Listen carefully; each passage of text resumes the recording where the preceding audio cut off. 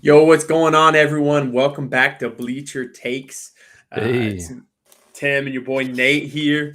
We're missing Josh right now. We had a softball game. He lives a little bit away from the queue, so we're giving him time to get home, get situated.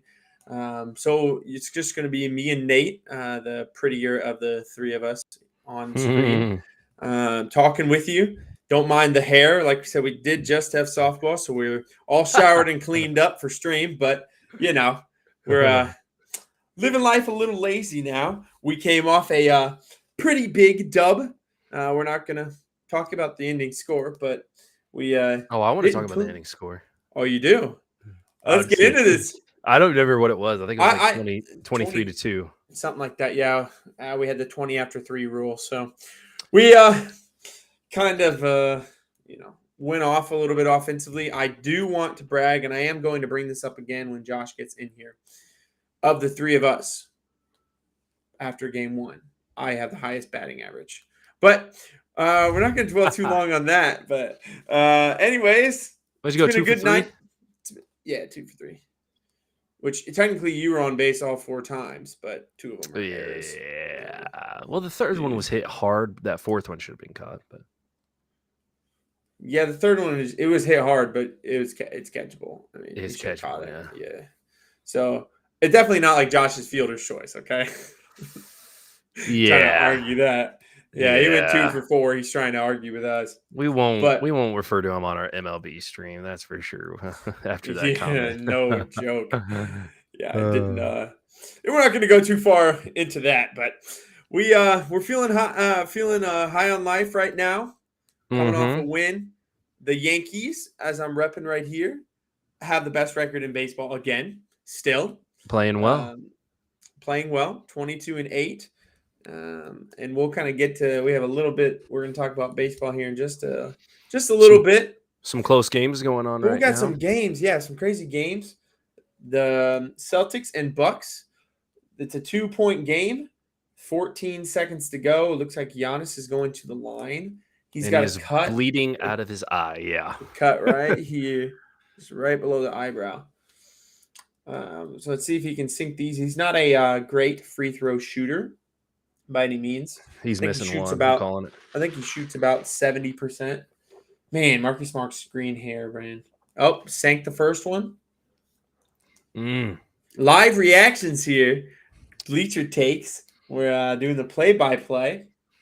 Chris A lot of Middleton, time. aka Street Clothes, watching on as Giannis Antetokounmpo is out there bleeding from his face, about to sink a second free throw. Mm. Let's see. See if he can do it right here. He missed it. Uh-oh. Rebound, Bucks. They put it in. Bucks are up 1. 11 seconds to go. Porter. Oh Oh my! He my. rose up over them and just You grabbed can't that rebound. you can't let that happen. No, absolutely not. You see how many Celtics were around him too? Well, I think one of the guys had it and it got like kind of stripped away from him. But it looks like Smart had it. Brown's arm got in there and poked it away from Smart. That's what it just looked like in live reaction to me. Mm-hmm. Yeah, because Smart was coming in from the Yeah, 3-point. Brown smacked it away, and Smart was trying to grab it.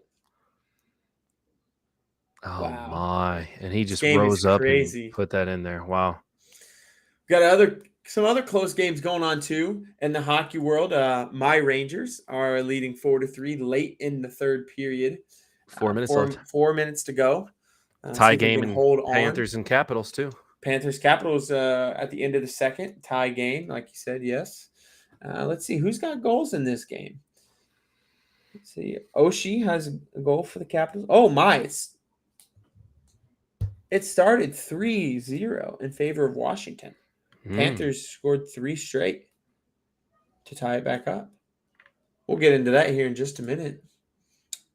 But I do kind of want to dive into some hockey talk, but we can kind of talk about this NBA game as it kind of comes to fruition as well. These last 11 seconds of the game usually last about 4 hours. So if we wait for this thing to end, we could be here all night. But let's see. Actually, I'm going to watch this play for just a second. Yeah, Tatum's got to get the rock here, eh? Yeah, you got to. What's he got? 34? Oh, what? What? They designed a play for Marcus Smart? And he just got rejected. Uh-huh. And then he hits it out of bounds, right? Oh Like my. that's Buck's ball. Is it Oh not? my. I That's think Buck's unless ball. he stepped out of bounds. Yeah, they got to watch that and look at that there. But Pat Oh, Drew. Connaughton and Drew Holiday all over that man. Oh yeah, I think that's Buck's ball. They're gonna have to foul him for sure. Wow. Wow. And this is game 5, tied 2-2. This game is huge here. I Yeah. mean, if that was the plan, Hmm. I mean, who writes up the play to get it to Marcus Smart? Unless that was like a second option if they were shutting down Right. the first option on the pass end. Right, but Marcus Yeah, I Smart's don't still like the that. second option. I mean, there's got to be, and he looked like he was cutting to the basket. So why would that be your? Got to make your free throws here, eh? Got to. Let's see. What is Marcus Smart's not like hot tonight, is he? No, he's got 15. Jaylen Brown's got 26. Tatum's got 34. You got to get one of those two the rock. Brown been shooting actually a lot better than Tatum has. Tatum has not shot well. He's just been aggressive, which is what I asked for him on the last stream. I just told him to be aggressive, and he's been it. Huh? Yeah, it looks like the Bucks are probably going to win this game. Interesting play design, that's for sure. I don't like that. I mean, I'm no NBA coach, and it's not my claim to fame is to know basketball plays. But what has Horford done in this game? Hold on, let me watch this play and then let me see. Pass to Pat Connaughton. Yep, they got Connaughton the ball. Yeah, this game's over. Well, it's only 1 point, so I mean, they can still put down a 3. Horford has done very minimal. 4 for 7 with 8 points. He got 8 rebounds and 6 assists, 3 steals, 1 block. He's filling up the stat board. It went off last game, that's for sure. Yeah, he's filling up the stat board in other ways. Not with his shooting, but Penguins are going to have to pull their goalie, too. I'm keeping my eye on that for you. Yeah, I've got one over here and one over here, and I'm trying to focus on you guys here. So, attention spans. Oh, yep. He sank them both. Got to play defense here. It's got to fire up a 3. We'll see. You got to get it to Jaylen Brown, I think. I think Brown's got to shoot it. Yep. Oh! Oh, no. What? Just stripped him. He had Brown, too. Did you see that on the left side? Mm-hmm. Brown was streaking there. That's crazy. Game 5 winner went on. Portis was giving him the peace sign, too. He said, see ya. I'm out. Yeah, I mean, Game 6 goes to Milwaukee. And I'm taking my dub with me. Oh. That's a big win for him. I was hoping the Celtics would win this series. So Drew Holiday, 2 very clutch plays to end this game. I'm a little nervous. Oh, clean steal. And you know, that's a smart move because if you foul him, well, that's 2 free throws and they're still going to play the free throw game. Yeah, exactly. Don't give him a shot. So I love that play by Drew Holiday. Pressure him as he's getting there to make the refs make a call, but when you're jumping and the ball is loose, and that's a great play by Holiday. No other player they want in that position than Drew Holiday. And I'm assuming they wanted yeah, and I'm assuming that they wanted them, if you're going to foul, do it before they get to half court, just like he did. Like, you know what I'm saying? Like, if he would have got called for that, I think the coach was like, all right, that's okay. That's a good attempt because we're up 3. Right. So. I 100% agree. I think 40-point game for Giannis, man. Drew Holiday. I don't know. I mean, Drew Holiday just won them that game. No doubt about it. 2 defensive plays right in a row. Yeah. Wow. Fantastic, man. And Drew Holiday had 8 boards, 8 assists, 1 steal, 2 blocks, 24 points. I mean, crazy. Well, we'll get to that here in a minute. We won't do a whole lot of talking on that since we've already kind of went over a little bit of it. Close game, though. We're going to get to some hockey talk here. The Penguins have pulled their goalie with 1:08 to go. Rangers are up 4-3 still. First series I want to talk about, though, is Bruins-Hurricanes. A little interesting tidbit before we get into Game 5. Carolina does lead this series 3-2. And the interesting fact to me is every home team has won each game in this series. Isn't that pretty crazy? Hurricanes were up 2-0. Bruins came back to tie it 2-2. And Hurricanes won Game 5 on their ice. So Game 6, Boston wins. Game 7, I don't know. We'll see. But Game 5, Carolina won 5-1. They dominated the game. They dominated the ice. I mean, there's really not a whole lot to say about it. They stayed out of the penalty box, which killed them in the first couple games. The Bruins on the penalty or on power play are nasty. But the Hurricanes are just the better 5-on-5 team. In 5-on-5 matchups this series, they've outscored Boston 12-6. So if that doesn't tell you they need to stop committing penalties and play their 5-on-5 game, I don't know what does. Need to stay out of the box. Watching that game, Penguins almost scored, dude. There's a minute left if they can hold it in. Oh, Shesterkin's got it. And a little scrum. But watching that Hurricanes and Bruins game, and even some people were talking about it in the announcing, that the way that they were playing, though, like back and forth, like it was very fast paced. I watched a little bit of that game, very fast paced, back and forth. And that is the way that the Hurricanes want to play, though. Like they're not the dump and chase team. And what I mean by that for the listeners is like the dump and chase game is something that the Blues do, but it's basically like shoot it to outside the trapezoid, which means the goalie can't get it in the corners, shoot it there so the goalie can't get to it, and then just pound it in and keep it in the zone and just pass it around, look for your shot, play that slow type of hockey. Basically like the Mavericks on their offense in the NBA. Like they're just extremely slow. You know what I mean? Like they're not going to run up and down in that full speed. And that's the way that the Bruins like to play as well, that dump and chase. But watching the whole game, as you said, the 5-on-5 was all Hurricanes. Like whatever they wanted to do, like literally it was just back and forth. And it favored their team extremely well. Cause I mean, they just like to go long passes, quick hits. Nope, didn't work. Okay, let's go back. And it was just fast paced for sure. And Boston's a experienced team and a playoff ready team for sure with veterans and all that. But if you look at each team's depth, the Hurricanes are just much deeper. They obviously had a better regular season for that reason. Rangers just scored in this game. Game's over. They're staying alive, buddy. They're staying alive. I was hoping they would. Go. Yeah, now we got to go win Game 6 in Pittsburgh and come back. I can't wait to hear you. You watched that second period, and I can't wait to hear that breakdown because I did not get to watch that. I was in the shower, and it sounded like it was. I didn't get to see a lot of it. I would turn it on and then turn it off and turn it on and turn it off. But yeah, Ryan Lindgren scored though. We got him back tonight. We'll talk about that here in just a minute. But I'm getting a little ahead of myself. I'm very excited about this for sure. No, for sure. But no, the Carolina Bruins game. I mean, not a whole lot more we can say though. Ranta, is that how you say it? Ranta, yep. Ranta. He played lights out for Carolina. He basically shut out Boston. He shut them out until halfway through the third when the score was already 4-0. There wasn't a lot they could do. There's a fight. Rooney is trying to beat up one of the Penguins. And the guy's just laughing at him. I see that. I saw that. I don't know what made Rooney so mad. And now somebody else is yelling from the Penguins saying ever. And I'm trying. Friedman for the Penguins. Trying to do my best John Boy impersonation and read lips. And it looks like he's saying something about ever. Don't ever do that.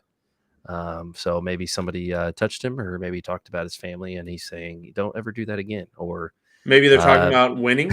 Don't ever win again. Don't ever do that again. Yeah.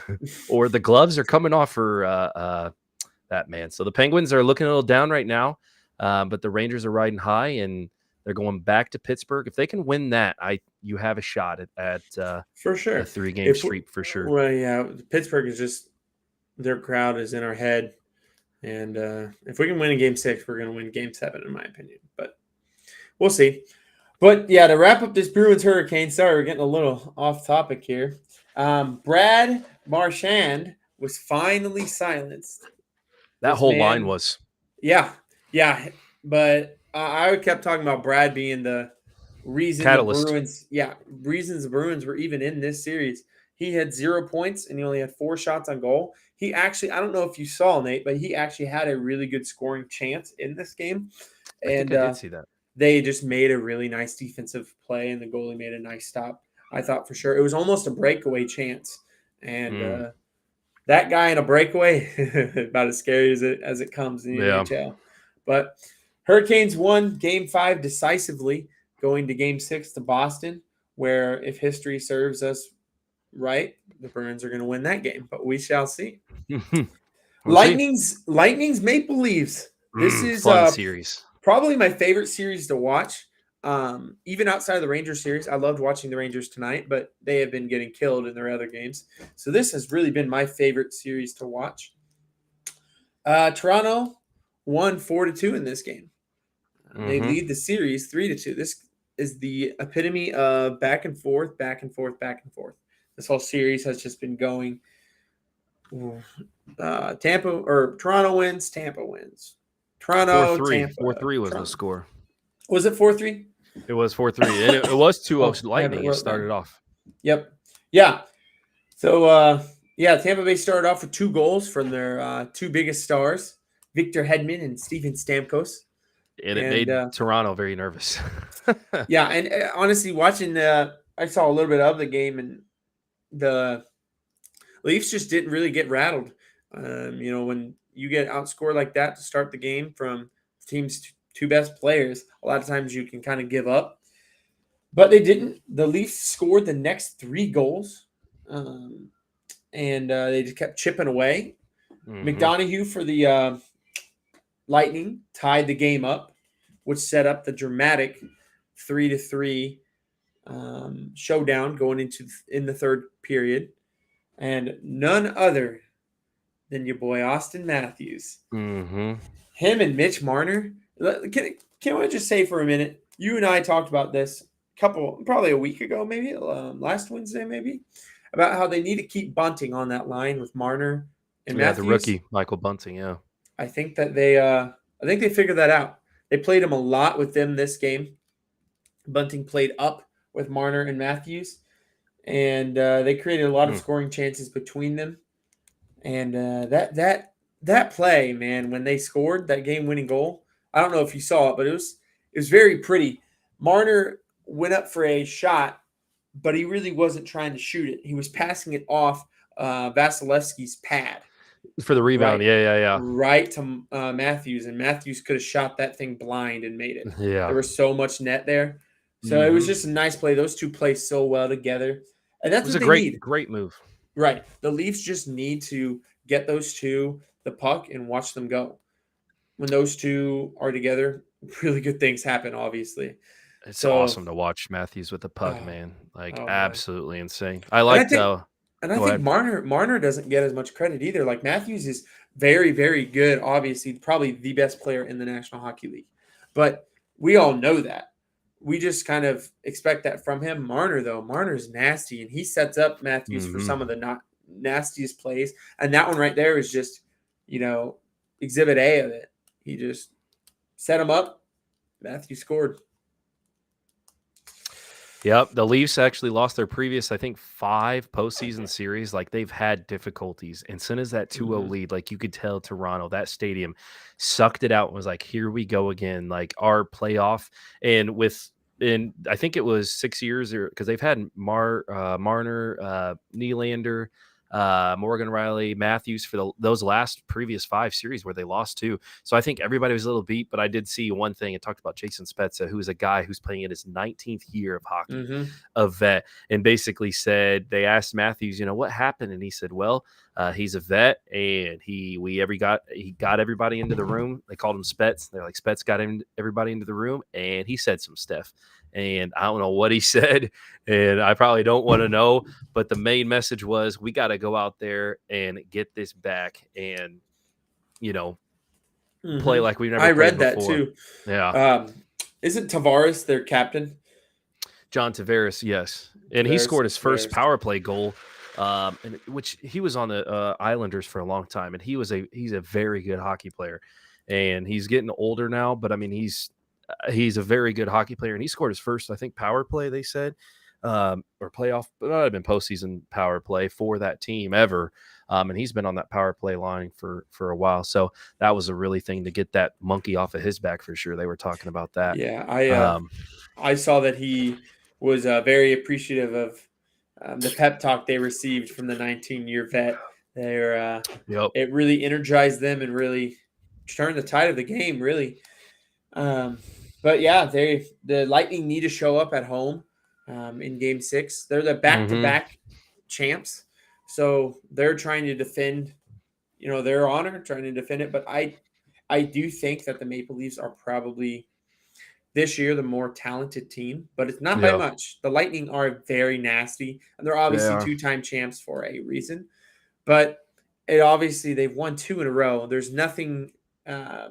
Nobody would be disappointed in their season if they bowed out to the Maple Leafs. But the Lightning want to show, we're the top dog. We've won 2 years in a row, and we're going to come and take down Matthews. So I think that's what they're going to try to do in Game 6.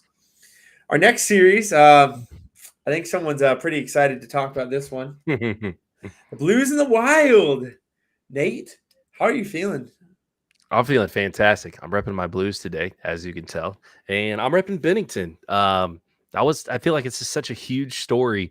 Was the whole Ville Husso was just the main guy throughout the year. Like, he was the main dude that we were always going to. He had a great save percentage. Like, he was just coming out of his shell. Like, dude was just an unbelievable player. And it's not like Bennington was terrible, but Ville Husso was just better, and he played better.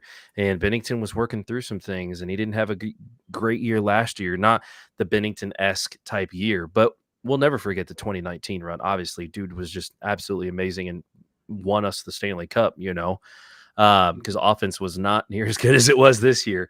But they've turned to Bennington again, and 2 power plays is basically what the Wild scored, but 5-on-5, Bennington held his own. He made 30 saves in a row in his second start. And basically the Blues, everything was turning against them when it was 2-1. Like, I was texting you guys saying the game's 2-1. We cannot stop Kirill the Thrill Kaprizov from scoring. Dude is young but amazing. And I think, speaking of, he's going to be a star for a long time. He just has a natural ability to score the puck. And I was telling you guys that, these guys are just hitting us. Like, all of our guys are getting injured. They're falling apart, all these things. And then Jordan Kyrou, who looks like he's about 100 pounds out there. Like, I feel like I'm watching the Celtics and Nets all over again, because he's like one of our main players, just like KD was, but he's just getting pushed everywhere and he can't keep up with these dudes. But he threw one at the net, which is great, because you throw stuff on net, on goal, things will happen. Threw it on net. Brandon Saad basically wasn't even trying to, was just trying to screen the goalie. Tipped off of his thigh, I think, or maybe off of his mitt. It wasn't like a hand motion, but just tipped off of him. They scored that second goal to make it 2-2. Brand new ball game. We came out with different energy. Tarasenko basically scored the next 3 goals in the third period to win it. Yeah, the natural hat trick. Yep, 3 shots, 3 goals. Yeah. Third period. And, I mean, the third one was on empty netter, but, I mean, people don't realize – trying to still was on his side, shoot a puck that long, that far down the ice, and make it in a goal that is a lot smaller than people think it is. Still very impressive, and just let's go Blues. To score 3 times in a game is insane. But Tarasenko is one of those guys that can really just take over. He's not a guy who I think really dominates each game, game in and game out. But when he gets hot, watch out. And is this just the start of Tarasenko getting hot in the playoffs? We haven't heard. I hope so. We haven't heard, a lot quiet from him. That whole line's been quiet. Him and Robert Thomas. I think Robert Thomas is even more talented than he is. That line's been quiet. And I think if they can get it going, it'll be good. And I think Nick Leddy, he returned from injury. Robert Bortuzzo also returned after missing the 2 games. Leddy missed 3 games, both with upper body injuries. And you can tell, because I feel like we're not finishing our checks as much as they are. I don't know if it's injury purposes, like if their shoulder or what it is. But we are a talented team. And I think if we can get healthy and get our guys hot, which is good, because we had 8 20 goal scorers, or maybe 9. So if we can just get some of these guys hots at different times, we can keep up with the rest of the league for sure. So yeah, well, in a lot of other teams, if you stop one line, or are able to hold down 2 lines, then you're fine. Well, you guys have 9 guys who scored 20 or more goals. So there's not stopping a line. There's not stopping line one or holding down line two. You've got to play a good 60 minutes of hockey to beat you guys, Yep. and I think you guys are showing that. But yeah, Kirill Kaprizov is just he's something nasty. different, man. He's He scored two. There are only two in this game. The Blues won 5-2. But Kaprizov has 7 goals this series. You guys don't have an answer for him, besides just I don't know who does. outscore him. Yeah. The two I think Russian snipers were going at it between Tarasenko and Kaprizov. The two Russian snipers. I think that hockey's in a very good spot. A lot of people think that there's a lot of young players in the MLB, a lot of young quarterbacks in the NFL. There's these young players. Hockey's got some really young, really talented players that are going to dominate for the next 2 decades. Kind of like Crosby and Ovechkin. We're seeing the ends of them now, but we're seeing the beginning of guys like Kirill Kaprizov. Austin Matthews is still really young, and just these guys that are dominating these playoff series, and they're no more than 23, 24 years old. Yeah. So it's pretty insane, pretty wild. But another hat trick for the Blues. Yeah, I'm ready for Game 6. That's all. Game 6 is going to be in St. Louis, and I think the crowd's going to be rocking. Absolutely rocking. St. Louis, they love their Blues. I want us to finish it at home. I don't even want to go back to Minnesota, honestly. Yeah, obviously. I mean, you guys are in a very good spot here. So close it out and call it good. Yep. Kings and Oilers. I caught the second and third periods of this game and the overtime. What very little of overtime there was, but there was overtime. The Kings did win 4-3, and they do lead this series 3-2. And LA dominated this game over the first 2 periods. The Oilers, we have talked about them being very top heavy, with having 2 of the best players in the league with McDavid and Draisaitl. But those guys, their team in general looked slow and lethargic. They came out not a whole lot of energy. Seemed like the Kings were just getting whatever they wanted, and the Kings were leading 3-1 going into the third. And the third started well for Edmonton, though. They came out and immediately were on the power play. Connor McDavid scored as per usual. He is a phenomenal player. And then halfway through the third, Ryan McLeod was called for a high stick penalty and went to the box for 4 minutes. A very big penalty, obviously in the third period when you're down 1 and you're going to be on a 5-on-4 disadvantage for 4 minutes. And LA scored on their power play. And that all but ended the game. So I thought it was 4-2. I'm sorry, it was 4-2 after. It was, yeah. And I 11 minutes left. I thought it was over. But 90 seconds later, Leon Draisaitl, he scored on a shorthanded goal on a very nice play that went from McDavid to Kulak to Draisaitl. And they gave it for some reason, they scored it as a unassisted goal. But if you watched it, it was a phenomenal play set up by the other two. I think because I don't know, maybe it hit off someone's skate or something. I don't know why they called it that. But it was a very, very nice goal. Set him up. And then Draisaitl will score again on a power play late in the third period with McDavid feeding him the puck again. I'm going to say right now, having those two playmaker, those two playing on the same line together is not fair. I mean, I don't think you can really argue that they're 2 of the top 5 offensive players in the game. And those two on the same line. Usually they play on different lines besides like power plays and penalty kills, obviously. But when those two play on the same, it's otherworldly. You got to tune in.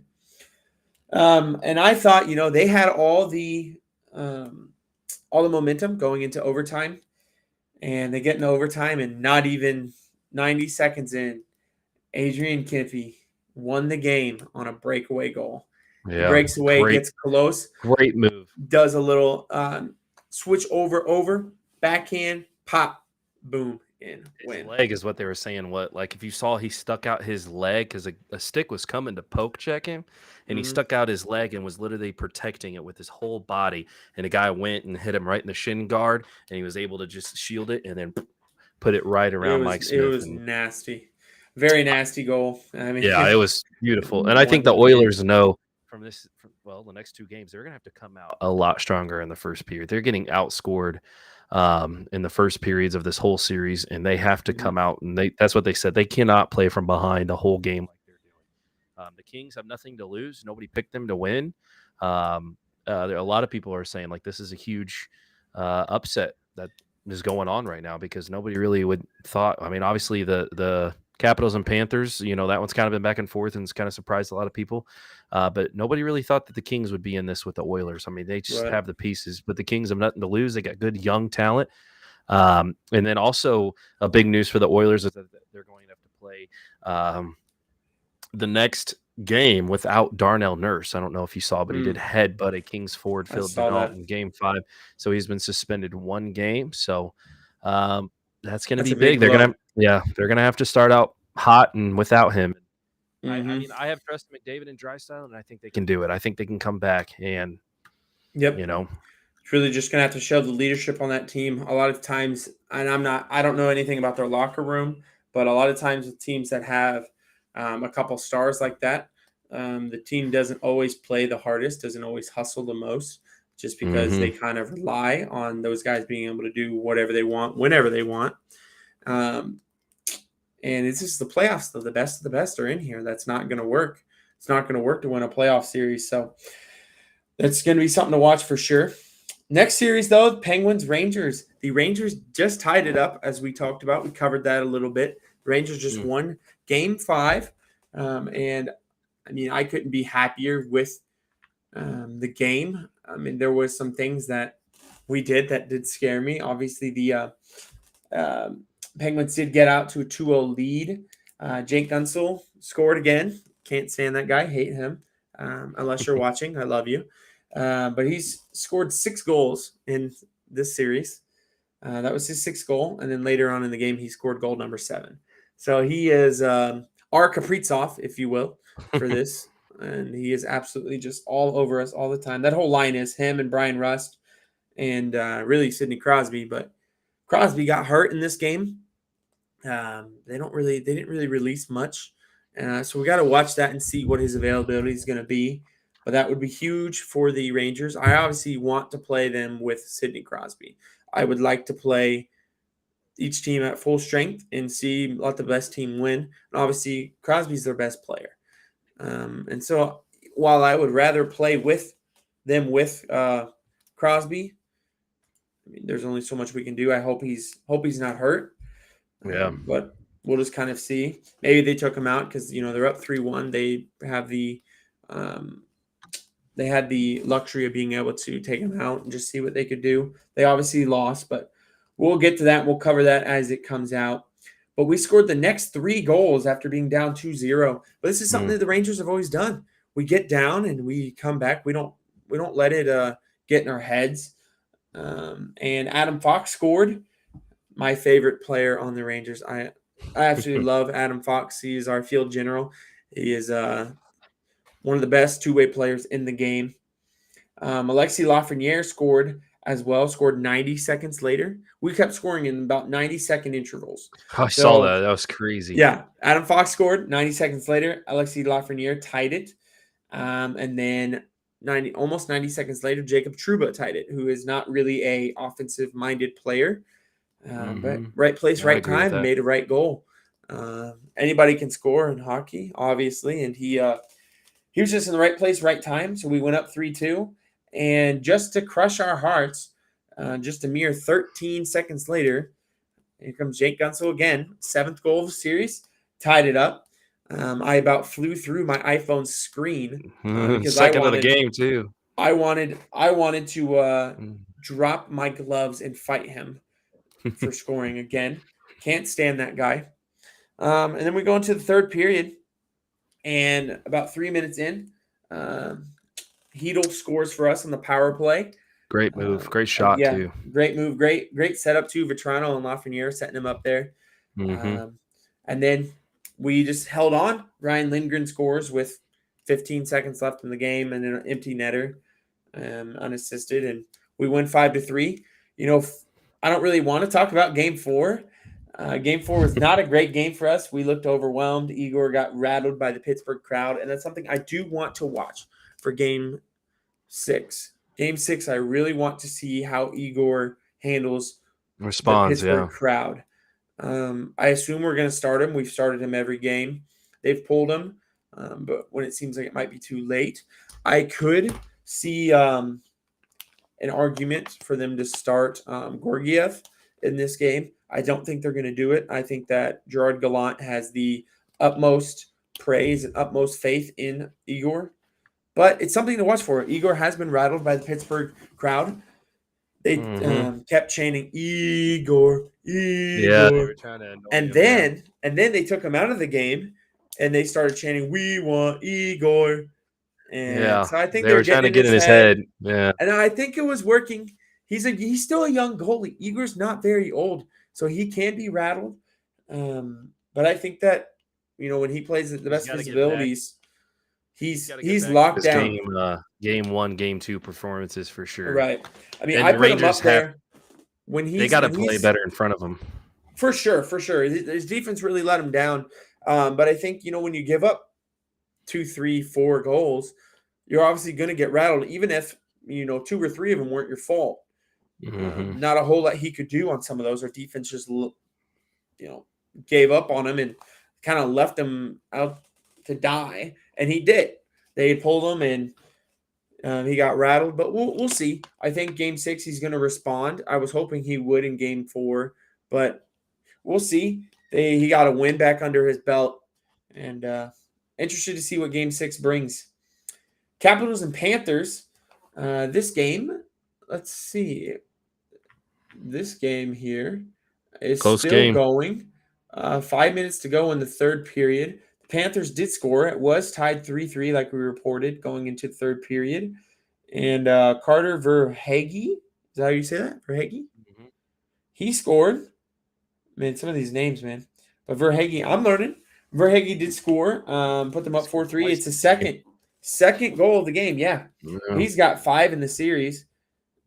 He's been on a tear for them. But the Panthers are up 4-3. There's not much time left in this game, so we'll see how that one ends. But Game 4, the Panthers did win in overtime. I don't know how it took them overtime. Panthers played pretty sloppy, honestly. They won 3-2, but the Capitals only mustered 16 shots on goal. There wasn't a whole lot that they could do offensively, but they obviously scored twice on 16 shots on goal. So they made the most of their chances. The Panthers just couldn't capitalize. But they did win in overtime in what I would say was probably one of their worst games of the series that they won, at least.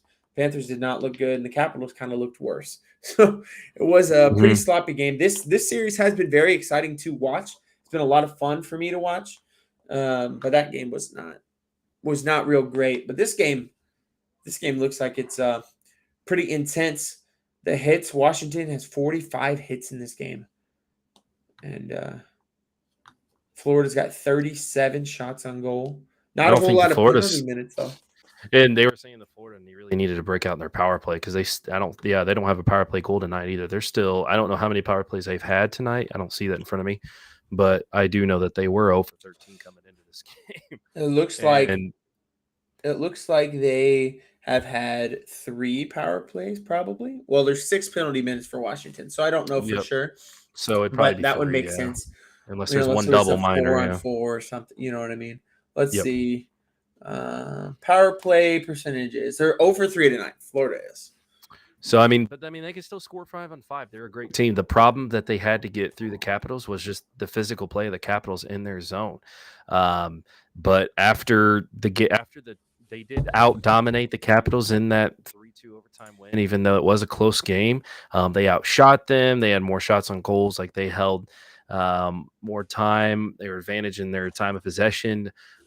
They did outplay them for sure. And even Claude Giroux, who was a guy that they picked up at the trade deadline, that I know that, you as a Ranger fan kind of wanted to see if you could get him. I did.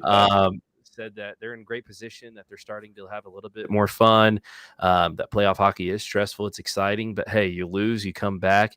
And I mean, they're still learning. They're a talented team. They got a lot of young pieces too. The Panthers do, For led by sure. a great goalie. So I mean, it's a very physical style of play, and I think they're trying to match that because the Capitals, I think they had a series high. I think there was 102 total hits in Game Mhm. 4. Capitals with 56, Panthers with 46, and the Panthers are starting to rear up their hits as well and make sure that they're okay. We're not just going to be pushed around every game now. Like we know you guys are Right. physical and veteran pieces. You've been here before. You know how this works, but we're a good team. So Yeah. yeah, I would assume. Looks like the Panthers scored again. It's 5-3 by Claude Giroux, the guy we were just talking about. Yep. So Looks like it's um, over. yeah, looks like that game is done for sure. So yeah, it looks like Florida's going to take a 3-2 lead, and we need to be watching for Game 6 on that one. Should be very interesting. Predators and Avalanche. I don't want to spend very much time on this. Avalanche sweep the Predators. We called this.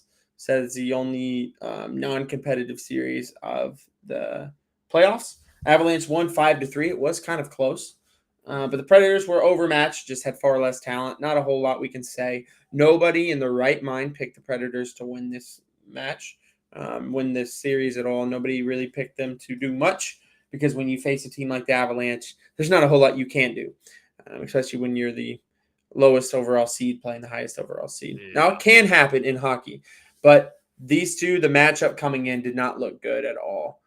Sometimes, the lowest seed sneaks in and they're a scary team, a team that can do a lot, but the Predators weren't it. The Avalanche sweep them. They're going to be moving on, and they're going to be well rested for whoever they play because every other series is 3-2 or 2-2 right now. So it's And I think a big thing on that series that we kind of I don't know if we mentioned, but Juice Saros, he didn't play at all. He was the Predators' main goalie. I know Connor Ingram was a rookie and he started in and he did okay at different times. I mean he was young, but Saros, who got injured on April 26th, so right before the playoffs during an overtime loss to the Calgary Flames, because the Predators were really fighting to get into the playoffs, so they had to really play hard those last couple weeks, and Saros was actually named as a finalist for the Vizina or Vizina Trophy. Gosh, can't get that out. As well as I'm pretty sure Igor. I'm sure he was probably named a finalist as well. gonna But win. Saros, yeah, he's probably gonna win for sure. But Saros did great. The Predators literally just couldn't take any penalties against the Avalanche because every time they did, they were down. And honestly, the top scorers just they didn't show up all the time for the Predators. And like you said, I think they were just outmatched. But For sure. the Avalanche are waiting for their next opponent, and we'll see if their goalie is going to be healthy too. When Yeah. Something to watch out for, but they've got time to rest and they've got time to get healthy. So yeah, we'll it's a big advantage for them. All these series are tight right now, for and it sure. could be the Blues facing them. Speaking of tight series, Stars and Flames, they're tied 2-2 and their game just started. We have talked about this and about how it was pretty low scoring. Mm-hmm. And coming into game 4, the Stars had led the series 2-1. But game Mm-hmm. 4, the Flames won 4-1. Jake Ottinger had 50 saves in this game. But he gave up the go-ahead score on a Johnny Gaudreau penalty shot. Nate, you want to give us some insight as to what happened here? Well, the Flames are finally starting to show up, and Johnny Gaudreau, um, if he stays hot, this Flames team is scary. There's a lot of reporters and stuff that pick the Flames to go all the way. Honestly, the Flames are a extremely talented team, and they just need to start strong. I feel like that both these teams are trying to find their footing early. That they're leaving the gates open for somebody to take that early lead. And as I'm watching it now, Calgary has an early power play. They're getting Mm-hmm. shots on the Dallas Stars goalie, so they're playing physical, they're playing tough, and like I said, they're looking for that strong start that they really need. And I think the For Stars are sure. actually breaking up their top line. They've had Jason Robertson and Rope Hintz, who has done some nasty things against us in the playoffs against the Blues. Rope Hintz is an extremely talented center. and then also veteran Joe Pavelski. But it looks like they're switching it up a little bit tonight. They're putting Michael Raffle, moving Robertson down to play with the Ben and Sagan line. And I think that this Stars really team underperformed this whole year, honestly. They were one that they said it's going to be Avalanche and Stars, maybe the Blues third. But, I mean, they were thinking the Stars or team was going to shine. And I think the not having Ben Bishop, who's not on their team, for all those years, having them really showed that, hey, he can hold this team afloat. And having these young goalies like Ottinger, he's not bad, but I mean, they're missing him for sure. So He's played very well in this series, though. I will give him that. He did give up 4 goals to the Flames. I think one of those wasn't one of those empty netter though. I think he only gave up 3. I could be wrong. But Johnny Gaudreau, like you said, yeah, they need to get and keep him hot. He got a penalty shot, which was very exciting to watch. He was on a great between breakaway. the legs. Yeah. Yeah, he was on a breakaway and he got hooked. I forgot who hooked him, but someone hooked him from behind to basically stop his breakaway. And a breakaway in hockey is when there's no one between you and the goalie. So it's basically a shootout. And they hook him. And so he gets to do a penalty shot, which is just like what a shootout is. He goes and he starts and skates down and gets to basically go one-on-one with the goalie, put a nasty move on him. Gaudreau is just a fantastic player, fantastic with the puck, with the stick, and scored.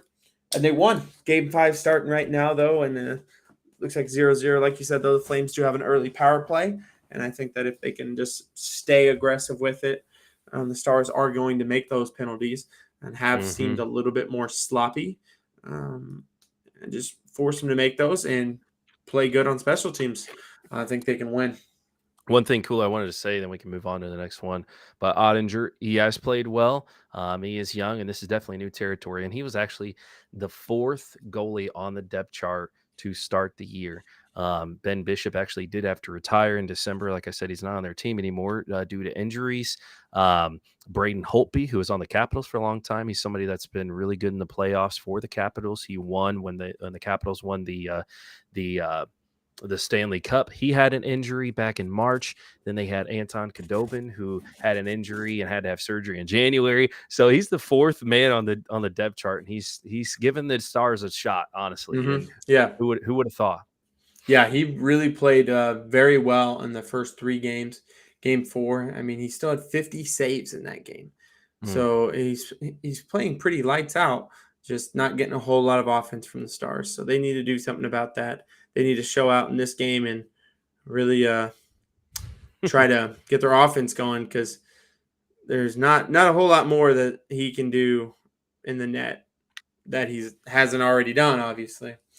We were going to go over some of our early World Series picks for baseball, but we did get the dreadful text from Josh. He is not going to make it tonight. So I think we are going to leave that for the Sunday pod. And talk to you guys about it on Sunday. But be watching our social medias, because we are going to be dropping our World Series picks from now until Sunday. Each one of us has a different team that we're going to pick, and we have little nicknames for them. And we'll give you a little hint here. Josh has the Hollywood series. Nate's got the Subway series. If you don't know what that one is, you don't know sports. And I have what's called the Money series. So if you think you know what those are, let us know in the comments, and let us know when we drop those posts. Like them, comment, and let us know if you got them right, or if you what you thought they were going to be. So, but we're going to move on to the NBA playoffs here real quick. Get through some games. We started off as the Bucks and Celtics were finishing up a crazy game. So Nate, let's go ahead and let's skip down to the Bucks and Celtics. Let's talk about them real quick. Game 4, the Celtics won that game 116-108. They had a big fourth quarter that led them to a win. Tatum had a big fourth quarter, but Al Horford, 16 points in the fourth quarter. He went off.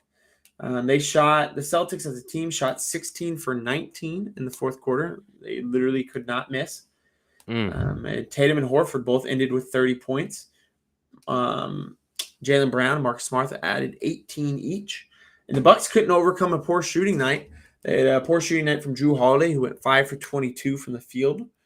And they got blitzed in the fourth quarter. They were up 7 going into the fourth and got outscored 43-28 in the fourth. Not something you want to scheme around and think that that's going to win you any games. Got outscored by 15 in the fourth. Giannis did what he could, 34, 18 rebounds and 5 assists. But he also had 5 fouls and didn't shoot very well. He shot 14 for 32 and 0 for 4 from 3. So the Celtics kind of handled that game. But as we were just watching, Game 5 ended with the Bucks winning the game 110-107 to take a 3-2 series lead heading back to Milwaukee. Huge play by Portis. Yeah, huge play by Portis getting the rebound. That set up everything. And Drew Holiday set up the win, really. Bobby Portis got them that rebound and put them that put in to get them up by 1. Then they do an inbounds play to Marcus Smart, of all people. I love Marcus Smart. I think he's a great player, but I think that he's probably the 4th option of the guy you want to have the ball in that situation.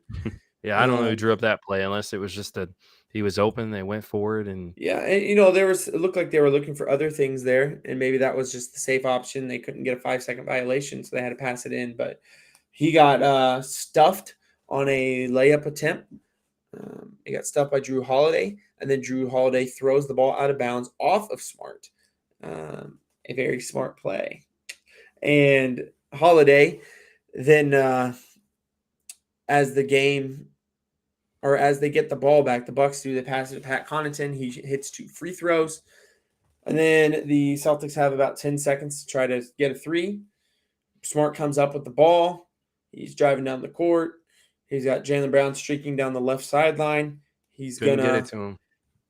It looked like it was a match made in heaven. Jaylen Brown was shooting the best of all the Celtics from 3 in this game. And Drew Holiday again comes out there and strips the ball from Marcus Smart, and there's the ball game.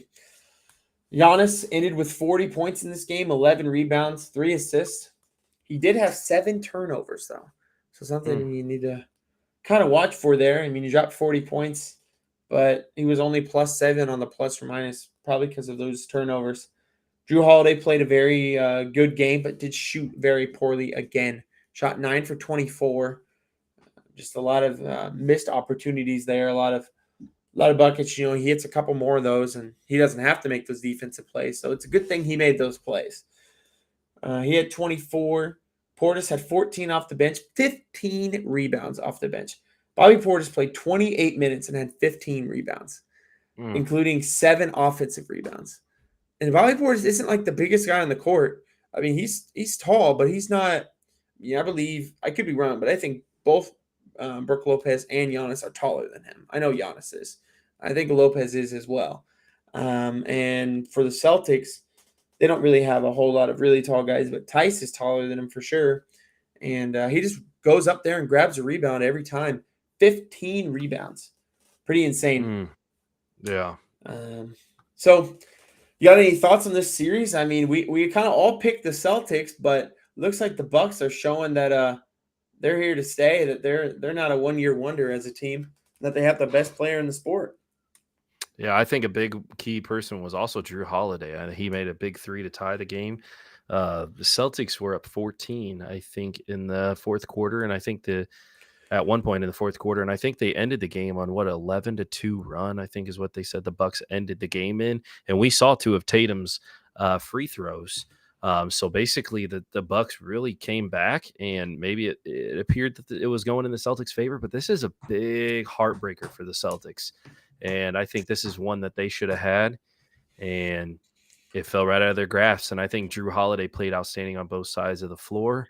24 points, plus 14. He was the one leading in the plus minus as well, which really shows us he was helping out on offense and defense, which we saw at the end of the game as well. But he was just a menace out there on the court.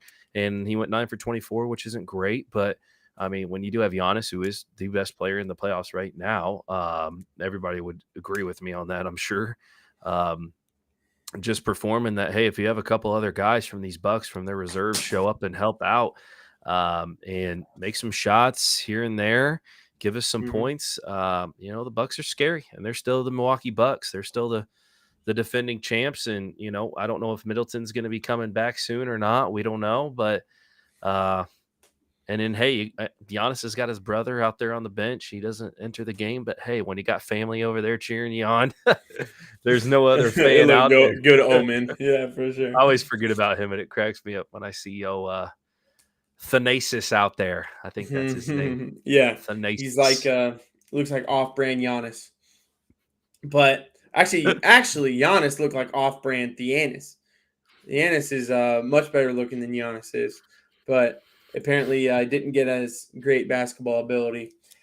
Big thing for this series, though, before we move on, the fourth quarters, man. Fourth quarters, like we said, game 4, the Celtics won the fourth quarter. Celtics won. Yeah. It was a pretty tight game going into the fourth, and in this game, game 5, the Bucks won the fourth quarter 33-21.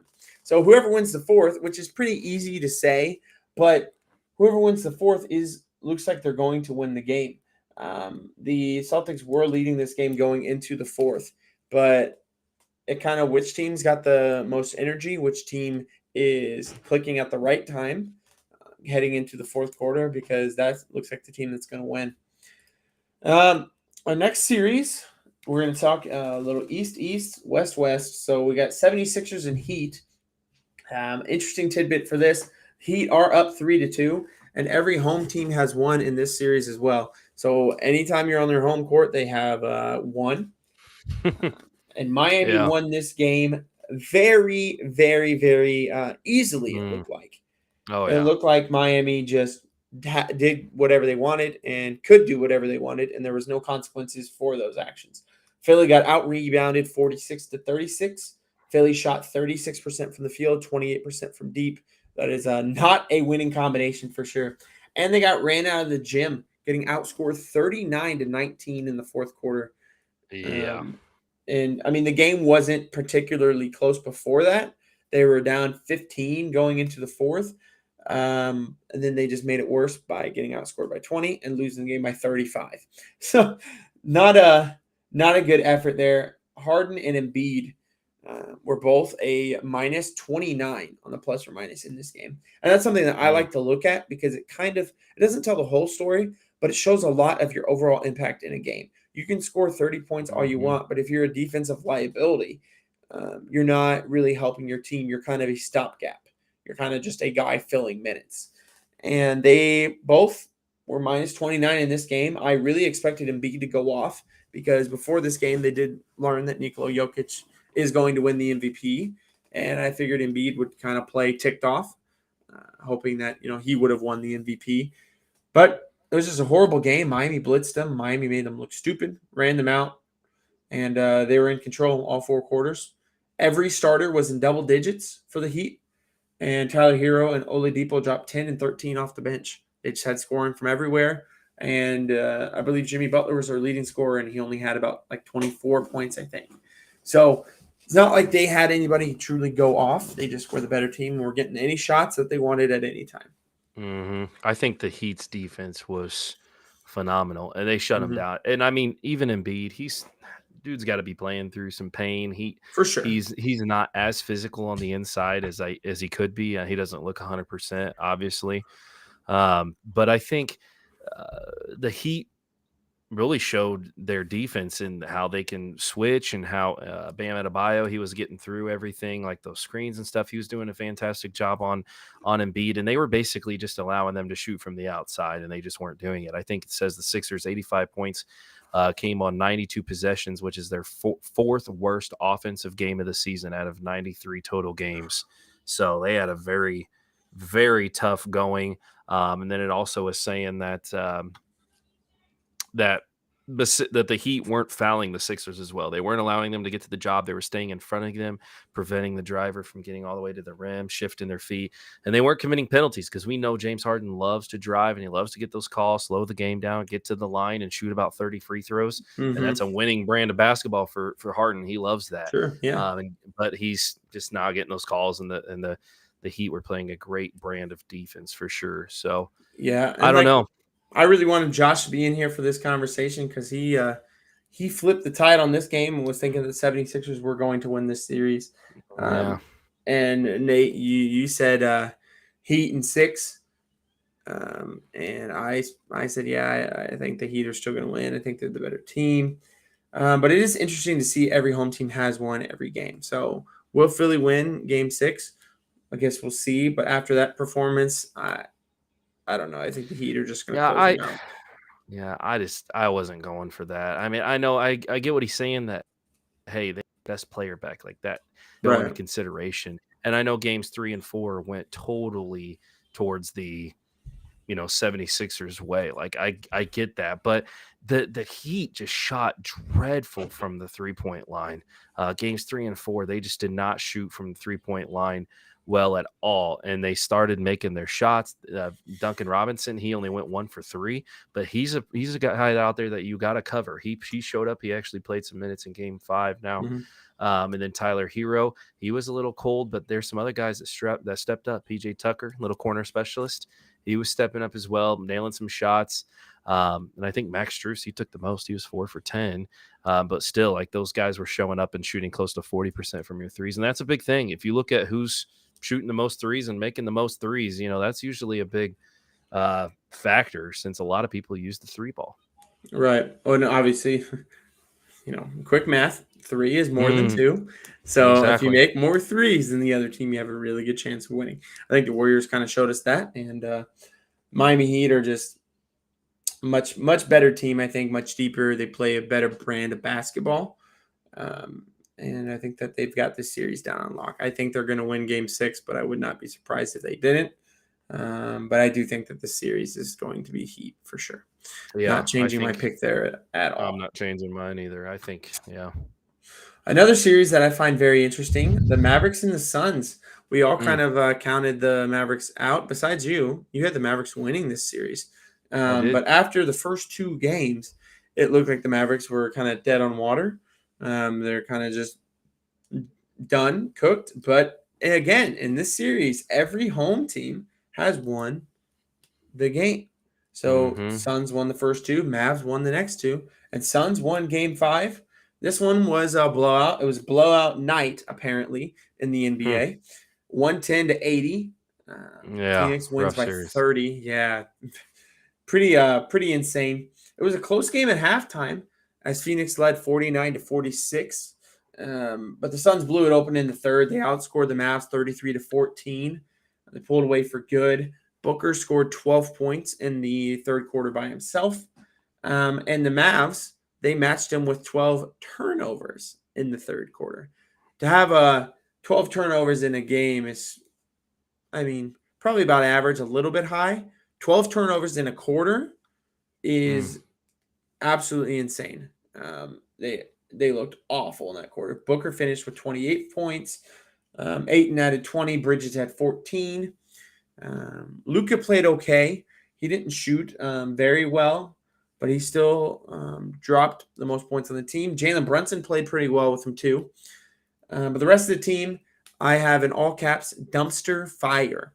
Okay. There are 3 other starters. Dorian Smith, or Finney-Smith. Finney-Smith, yeah. I always put that wrong. Why do I always do that? Dorian Finney-Smith. He didn't shoot very much. He only took 6. He didn't shoot very much, but he had 8 points. Bullock had 0. Powell had 0. And the only bench players with more than 4 points, the only bench player was Davis Bertans. And he had 10, I believe, or something like that. So they just right, he did. I think he should have shot more. But he's also kind of a defensive liability. They've just didn't get scoring from anywhere on the field or anywhere on the court. There just wasn't a whole lot they could do. Horrible games for the Mavs. They shot 38% from the field, 25% from deep. They got out rebounded. And they only had 9 assists in this game. Like Mm. 9 assists as a team. I mean, you aren't ever going to win a basketball game with 9 assists in the NBA. Yeah. The Suns had 28 assists, if you want to compare. So this game was pretty crazy. Luka said that he thought their pace was horrible in this game. They didn't play fast enough. They played pretty slow, let the defense get set. And he said that obviously their team is very good, very deep, and that their defense is very good if you let them get set. So they didn't play with the right pace. They slowed it down, and they got held to 80 points. No, not a whole lot more you can say about that. They didn't play very good team ball. Only 9 assists, turned over the ball a lot, and didn't shoot very well. Not a very good recipe for success, if you ask me. Yeah.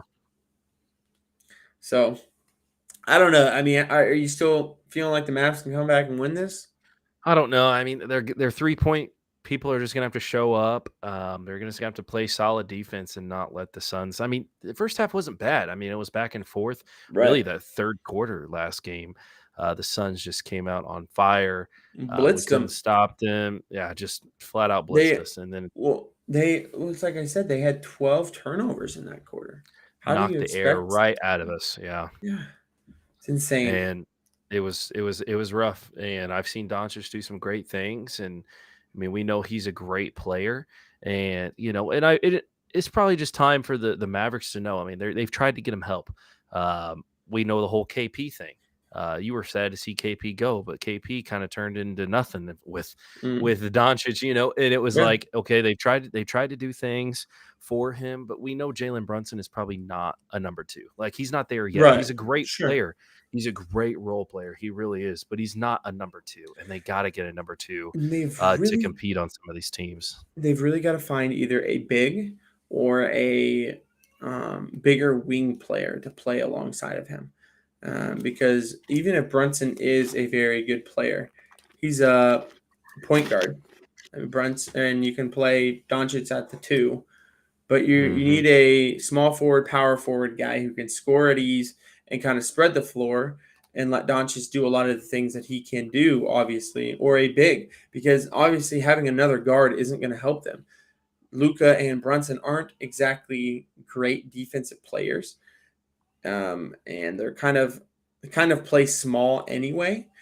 So if you were to add in another quote unquote star guard there, I'm not sure that it would fit very well. So they need to get a bigger wing, a forward, a small forward, power forward, or a center to get in there, and those are hard to find. It's a very guard Hmm. driven league. We have a lot of very guard like skills. You Yeah. have big guys who have the guard like skills who don't play off ball very well, and it's hard to find those. So I think they have their work cut out for them. They always have, but I think Suns are going to win Game 6. Yeah, And end it's it. not looking good. But our last series to talk about this game is this series is underway right now, and oh my goodness, Yeah, I've been watching it. It's 70-46 in favor of the in favor of the Grizzlies. in favor of the Grizzlies. The With Warriors are just flat-footed right now. I don't know what else with to say. no Ja Morant. No Ja Morant. They tie it up here. Or no, what's the series? Is it 3-1? Oh, look at the turnovers here. So the Warriors have 13 turnovers already, and the Grizzlies have 3. I was wondering, I'm like, the Warriors aren't shooting that bad, but they have only put up 36 shots. The Grizzlies have put Mm-hmm. up 54. And the Grizzlies are out rebounding them 28-17 already. The Grizzlies already have Yeah, 21 assists. Bane is just. I'm just watching him attack the basket right now.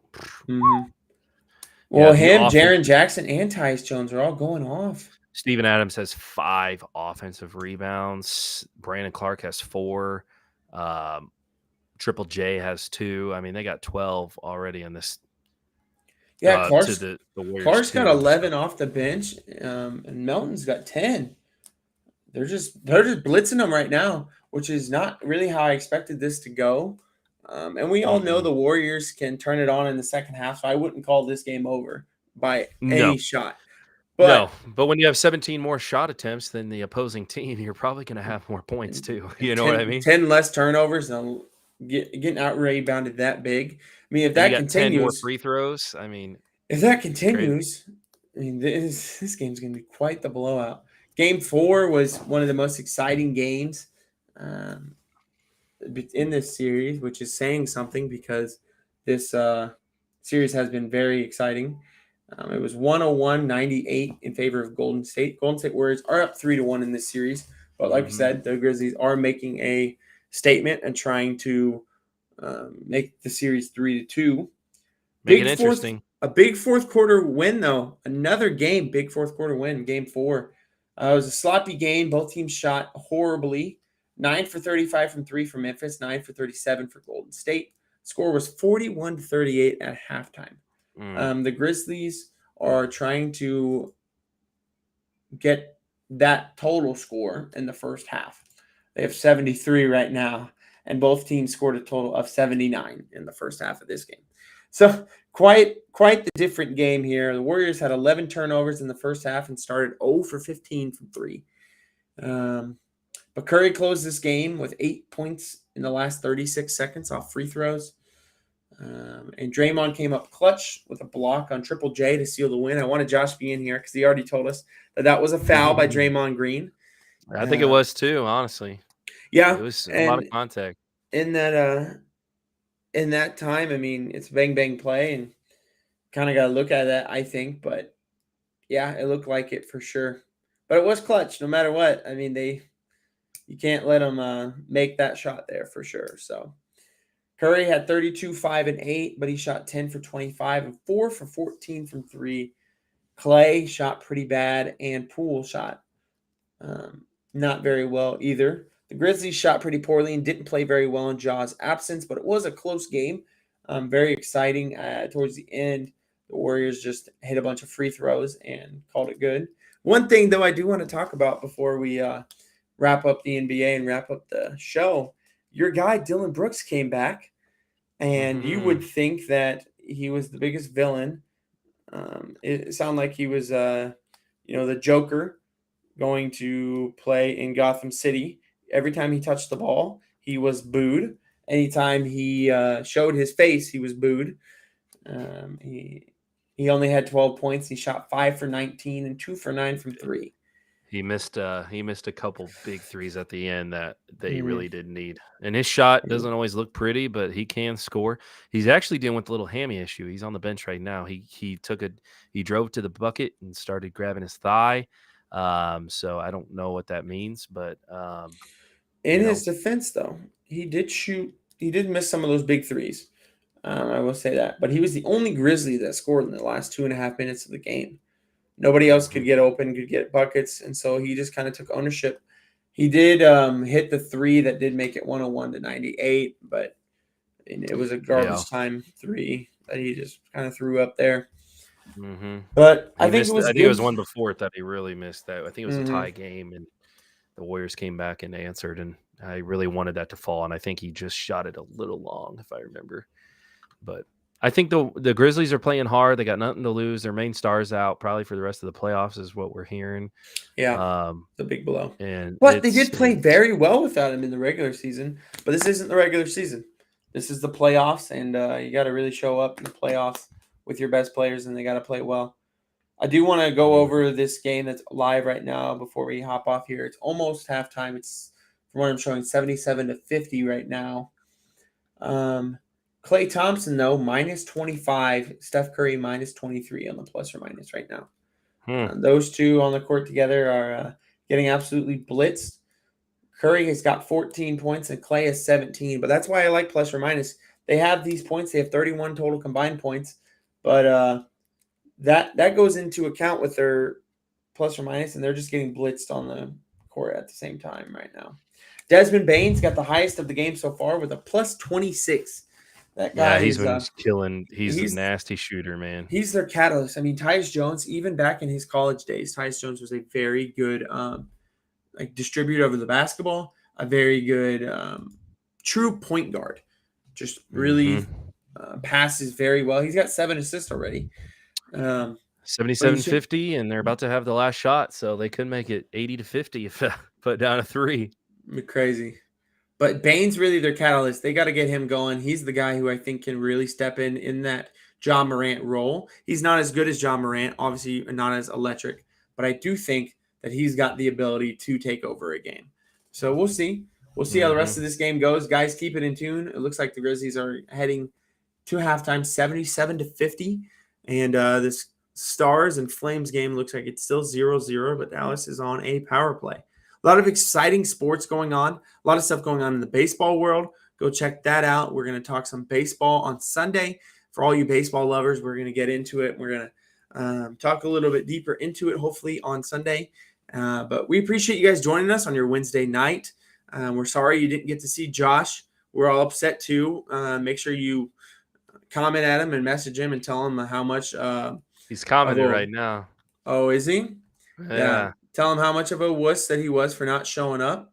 But we appreciate you guys coming in here and stopping in. Let's see what he says here. Let me see. What's he say? Forgetting about Tim Hardaway Jr. He's saying he's talking smack over there. Tim Hardaway Jr. I mean, isn't he? He's hurt right now. Yeah. Mavericks, so I mean, not a whole lot that. You're right. They're missing him. I mean, I think. But again, we're definitely keeping that series. Though. He's not really a defensive. I mean, he's okay. I watched him on the Knicks for long enough. No, and he's so inconsistent. If we really want to talk about Tim Hardaway Jr., I've got a lot of stuff on this guy. He played for the Knicks for many years and was a very inconsistent and very streaky shooter. This guy, for the most part, will shoot 5 for 21 from the field, but he'll hit a couple threes and you think he had a good game when really he was probably minus 15 on the plus or minus. He's not a guy that I think turns the table in this series. If they have him right now, I think the series still looks the exact same way it does. Because even if he drops 20 in that game, they still don't win. They lost the game by 30. And he's not a big enough presence to where I think that he can turn the tide of that series. The Suns are just too good. And the Mavs need to get somebody who can play alongside Luka, who doesn't do a lot of the same things Luka does. And doesn't need to have the ball in his hands. And Hardaway's not a very good spot-up shooter. He's more of he can spot-up shoot, but he's not a good enough shooter to do that. He kind of creates his own shot a lot. But regardless, he's injured. It doesn't matter, Josh. So if you wanted to talk sports, you should have been in here. Get at him in the comments. Let him know that he's slacking, but it's okay. Not like he's upset. He missed that ground ball today. He's really upset. Oh yeah, that thing was coming out pretty fast though. So I don't care how fast it was. I'm trying to play devil's advocate here. Okay, yeah, he's got to make the play. Okay, you had a couple of rockets that you got at you, and you put the hammer down. So hey, call me a lockdown third, hot corner, baby. I'm used to it. Yeah, we should have got Arenado on the back of your jersey. But we appreciate you guys joining with us. We're riding high. We're having fun, and but we're gonna hop off and we're gonna go finish watching the rest of these playoffs, and you should too. Turn on this Stars Flames game or turn on this Warriors still 0-0. game. We're not missing much. See if they can come back. Yeah, you're not missing a whole lot there, but doesn't mean that you won't. So turn it on, and we'll talk to you on Sunday. Thanks for joining us, guys. We appreciate it. Got a question real quick before we go. If the Blues win, do they have a shot against the Avalanche? Yes, for sure. They have a shot? All right, that's what I wanted to hear. For sure. That's what I wanted to hear. It's going to be a big series. Your Blues are one of the most scary teams in the playoffs, in my opinion. Let's get it. I'm ready.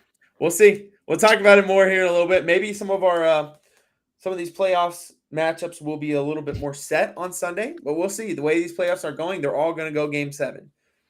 So yes, sir. We shall find out. Peace out, guys. Thanks for joining Bleacher Takes. Like, share, comment, tag your friends. We want to grow this. We want to create more content for you guys. Appreciate you stopping by.